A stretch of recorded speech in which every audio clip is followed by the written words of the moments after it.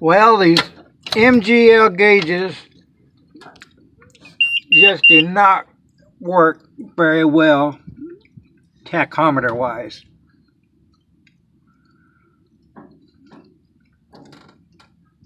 They both have one, and I have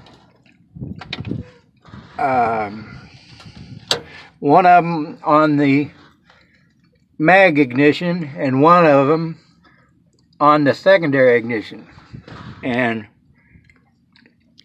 they're just all over the place. So talking to Terry at Hummel, a guy there, dang it, boy, this ain't gonna be good. Trying to think of, man, I can't get his name. Anyways, he's got these shielded wires on his Ultra Cruiser, and so you can't wrap that tiny tack wire around there and it work. So they took a model airplane Tower Hobbies tack, and Terry told me they lengthened the wires and put the sensor out in the nose. So that's what I did, and there it is. And then I put a piece of, I think it's the tape that you wrap your heating ducts with. I put a piece of that on the back of the prop. Of course, that comes around here and goes by there and flickety whiz, or whatever the word would be. Then this tack here works. Here's where I plug it in, and that's where I added a separate battery pack. I'll show you.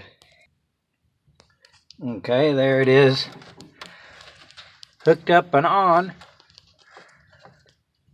But of course the engine isn't running, but it's a working, and I've already ran it, and I'm getting right at 3,200 RPM static, and I'm gonna say 1,000, 1,100 for idle.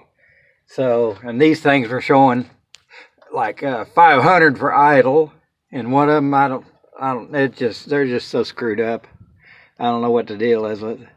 But anyways, found a fix for that. Only problem is I got a pretty full panel.